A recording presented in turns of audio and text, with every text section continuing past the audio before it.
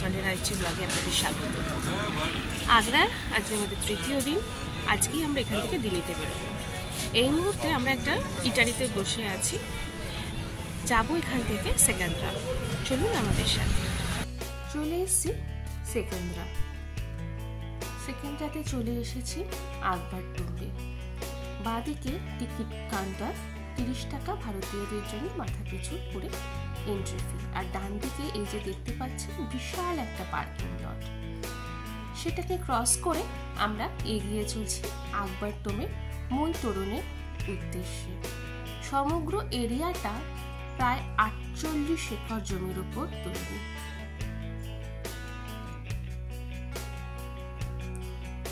মুঘল স্থাপত্যের এক অসামান্য গুরুত্বপূর্ণ নিদর্শন হলো এই আকবর টুম্ব। এই যে তোরণটা দেখছেন ঢোকার, সম্পূর্ণরূপে সেটা তৈরি লাল পাথর এবং মার্বেল দিয়ে। আর সমগ্র দেওয়ালে খুব সুন্দর করে লেখা আছে ফার্সিতে সমস্ত কোরআনের বাণী। দেখতে চলেছি আমরা মহান সম্রাট আকবরের সমাধিক্ষেত্র।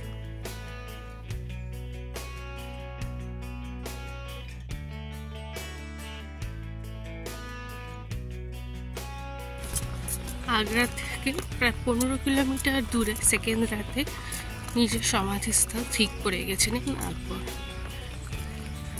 আমরা প্রবেশ করতে চলেছি সেই মহান সম্রাটের সমাধিস্থলে।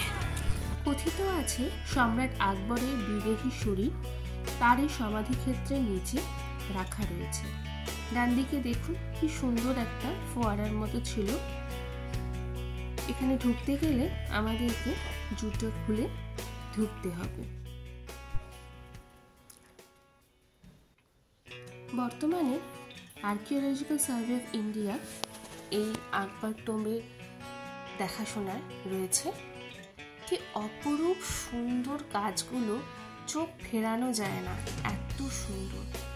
এই টুম্বটি পিরামিডের কৃতির, কিন্তু বিভিন্ন গবেষণায় বলা হয়েছে যে 1688 সালে জাট আক্রমণের সময় তারা সম্রাট আকবরের এই যে এখান থেকে সমাধিস্থল থেকে দেহ অস্থি তুলে নিয়ে পুড়িয়ে ছাই করে ফেলে। প্রবেশ করেছি আমরা সম্রাট আকবরের সমাধিস্থল। কি অসম্ভব সুন্দর কাজ দেখতে পাচ্ছেন, সমস্তটা ভেজিটেবল পেন্টিং দিয়ে করা। এই সময় নাকি মানে জাট আক্রমণের সময় নাকি তারা এখানে যে অসম্ভব মূল্যবান জিনিসপত্র ছিল এবং রত্ন খচিত ছিল সেগুলো সব কাজ করে নিয়ে যায় মারিয়াম টুম্ব। কিন্তু তা সত্ত্বেও অপর দিকে যে কাজ চলে এসেছে অসাধারণ টুম্বে। 1623 সালে যোধাভাই মারা যাওয়ার পরে আগ্রা মথুরা রোডের বাঁদিকে এবং আকবর টুম্বের ঠিক পশ্চিমে সেকেন্দ্রাতে মারিয়াম টুম্ব নির্মাণ করেন সম্রাট জাহাঙ্গীর। এখানেও এন্ট্রি ফি 15 টাকা। মারিয়াম উজ জামানি সমাধিস্থল হলো একমাত্র সমাধিস্থল যা সম্রাট আকবরের সমাধিস্থলের কাছাকাছিতে অবস্থিত। 1623 থেকে 1626-এর ভেতর এই সমাধিস্থল গঠিত হয়। ঢুকে পড়ছি আমরা মারিয়াম উজ জামানি উরফে যোধাভাইয়ের সমাধিস্থলে। ইতিহাস এরকম অদ্ভুতভাবে আমাদের গায়ে কাটা দেয়। বেরিয়ে এসছি আমরা এখান থেকে। তবে একটা কথা না বললেই নয়, এইখানে কিন্তু অতটা সুন্দরভাবে এএসআই রক্ষণাবেক্ষণ করতে পারছে না। শুনেছি ব্রিটিশ শাসনকালে এই টুম্ব যথেষ্ট ক্ষতিগ্রস্ত হয়েছিল। এখান থেকে এবার আমরা যাব ইতমাদুদ্দৌলা বা বেবি তাজ দেখার উদ্দেশ্যে। চলুন ইতমাদুদ্দৌলা। ঢুকেই এখানেও ডান দিকে রয়েছে টিকিট কাউন্টার। দাঁড়ান আপনাদেরকে দেখো, এখানেও মাথা পিছু 15 টাকা ভারতীয়দের জন্য, এবং যদি বিদেশি হন সেখানে 200 টাকা করে টিকিট কাটতে ঢুকে পড়তে হবে।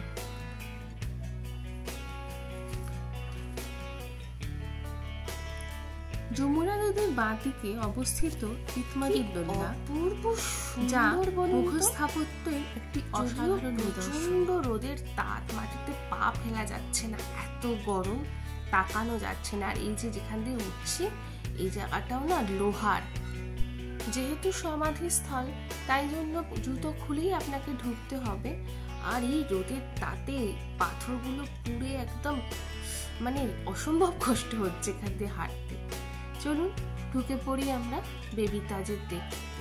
কি দারুণ কাজ দেখুন, অপূর্ব। সমস্তটা ভেজিটেবল পেইন্টিং। এখন আমি জানি না ক্যামেরায় কতটা ধরা পড়ছে, যেখানে যেখানে সোনার কিছু কিছু জিনিস অবশিষ্ট রয়েছে চকচক করছে। মির্জা গিয়াস বেগ, যিনি ছিলেন নূরজাহানের বাবা, তাকেই এই ইতমাদুদ্দৌলা বলে উপাধি দেওয়া হয়েছিল। নূরজাহান তার পিতার মৃত্যুর পর এই স্থাপত্যটি 1628 সালে তৈরি করেন। সূর্যোদয় থেকে সূর্যাস্ত পুরোটাই এটা আপনি এসে দেখতে পারেন, সবসময়ের জন্য খোলা। এখানে মির্জা গিয়াস বেগের ছাড়াও তার স্ত্রী এবং তার ওয়াজির এদেরও সমাধিস্থল রয়েছে।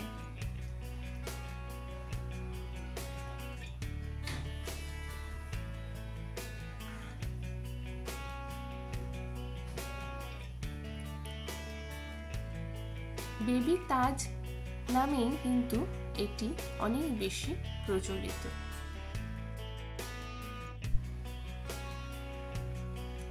কি অসম্ভব সুন্দর জাফরির কাজ, আর তার সাথে এই মুঘল স্থাপত্যের কাজ।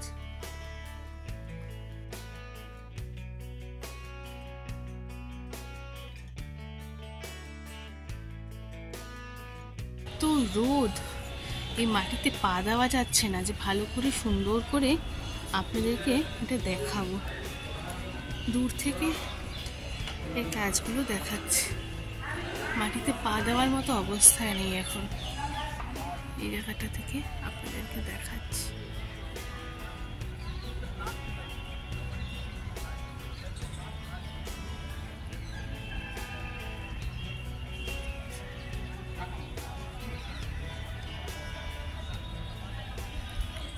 এদিকে আরেকটা গেট, এ পাশটা ছায়া বলে এসে দেখানো সম্ভব হচ্ছে। আগ্রার ব্লগ আমাদের এখানেই শেষ করছি। চলে যাচ্ছি আমরা সোজা আগ্রা স্টেশনের উদ্দেশ্যে দিল্লি রওনা দেব। যদি এই ব্লগটা ভালো লেগে থাকে অবশ্যই লাইক করবেন এবং সাবস্ক্রাইব করবেন আমাদের চ্যানেলটাকে। দেখা হবে খুব শিগগিরই পরবর্তী আরেকটি ব্লগে। সবাই ভালো থাকবেন, নমস্কার।